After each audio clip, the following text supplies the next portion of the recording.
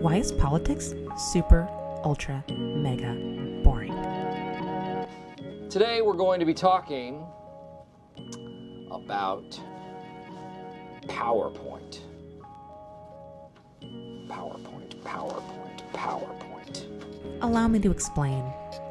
I used to work in DC. Why? Because I'm smart. Really freaking smart. So I moved to DC, expecting to meet other people who were likewise really freaking smart. My friend at the Huffington Post says she wins by 5 points. Oh, I don't know. My friend at Slate says she'll win by 3. Oh, well, she'll definitely win the Electoral College, for sure. And some were. Many were like geniuses, or at least the kind of people that did their homework. But most of them weren't creative. They weren't able to think independently, and they certainly weren't funny.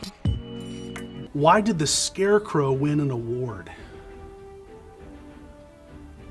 Because he was outstanding in his field.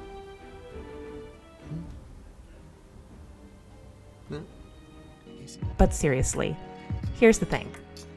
In order to have an influential, decision-making, high-up, powerful, I'm a somebody position in political office or media, you almost always have to have a university degree from a good school.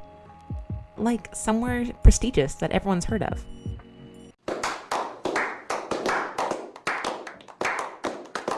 Now, in order to get accepted into one of these highbrow elite university institutions, you probably had to have good grades in high school. Which means you probably didn't have any time to mess up. Time to find yourself, explore, get life experience, meet weird friends, make collages, hold a part-time job at Starbucks or Coffee Bean or dog walking corgis. You know, do stuff that you can't immediately put on your college applications or Common App. Give yourself room to grow and time to question. Most importantly, develop a healthy sense of curiosity. Everything the light touches. But if you plan on getting into an Ivy League, there's not a lot of time to mess around. You have to be a horse with blinders on. You need to be focused. You need to already know the path you're on and be running fast, like really freaking fast. You need funnel vision. This is why our leadership is dominated by people with tunnel vision. There was a book written by a former Yale professor called Excellent Sheep. Basically, he thought his students were incredibly hard workers and like super good at homework, but they were too afraid to think big or even think for themselves. They were trained conformists. Their outlook on life was too risk averse. They've achieved results and success by never ever taking a gamble or going down a path less traveled. Why would they start now? And why would they especially start doing so 10, 20, or 30 years later when they are in fancy offices with bills to pay? They're not, and they won't.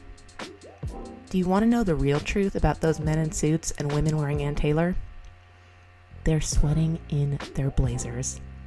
They are terrified, absolutely terrified. That's afraid of taking risks because following the rules is all they've ever known. And hey, it got them that far. The return policies? Yeah. We need to clarify the duties of the trustees? Yeah. We haven't... Bill, what? Bill, you're tapping the pencil. Oh, I'm sorry. It's just a nervous habit. It's a tough night, you know? I know. It's just we gotta nail this thing. It's not just that they are decentivized to change on a structural level. It's that they're afraid to change on a personality level.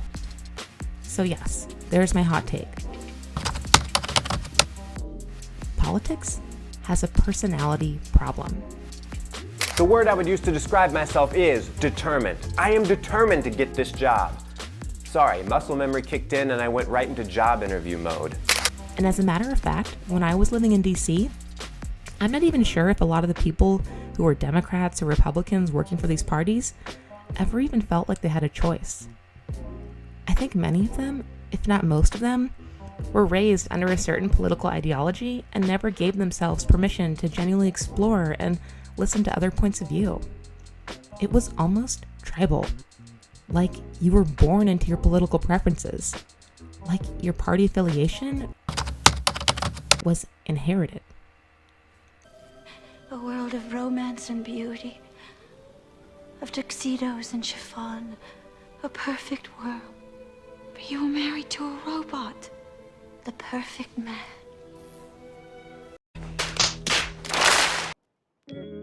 Many on the path to politics, especially those who work in media, start way before they enter the workforce.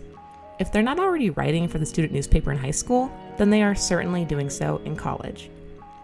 Which leads to internships, which leads to jobs, which leads to money, which leads to influence.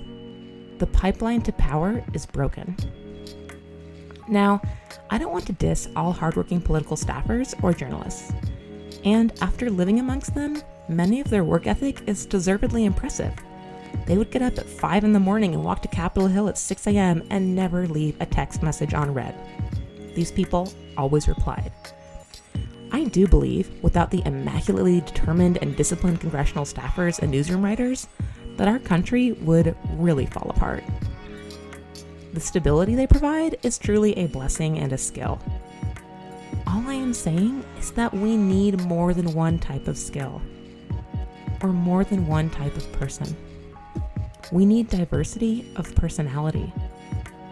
Even people who didn't get good grades or finish all their assignments on time or have trouble keeping their rooms clean have a meaningful, valuable place in our world. I think we need to teach our leaders how to procrastinate, how to stop and get sidetracked and explore, how to fall in love with people and learn from them, how to be curious about the world and recognize that curiosity is a form of intelligence. Let me say that louder for the quiet ones in the back. Curiosity is a form of intelligence. I am creative, therefore I am smart. I question, and therefore I am brave. I am successful because I am special.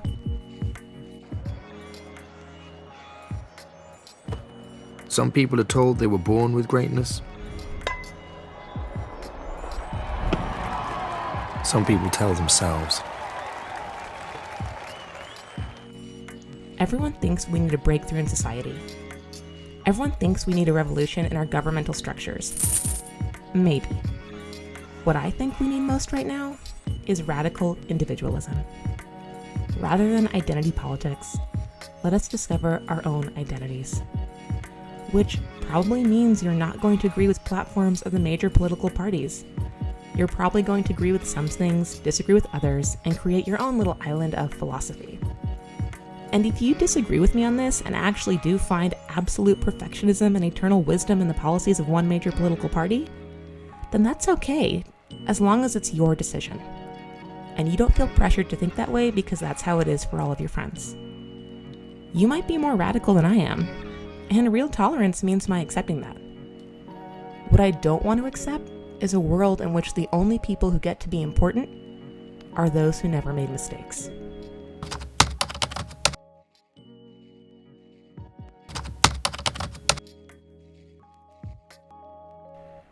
Albert Einstein said, "Imagination is more important than knowledge." And I think DC is filled with people who have all the book smarts in the world, but lack intellectual freedom. They are scared to think imaginatively, to think outside the box, and with good reason. It would probably jeopardize their careers. And when they were younger, they had no practice.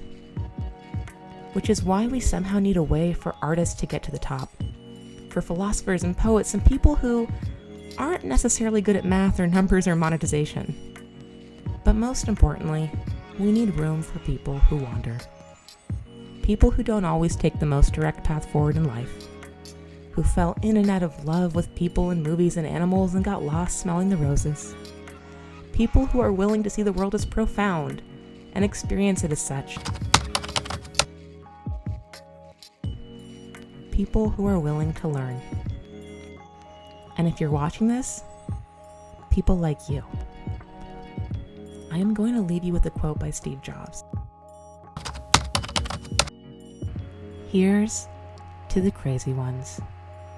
The misfits, the rebels, the troublemakers, the round pegs in the square holes, the ones who see things differently.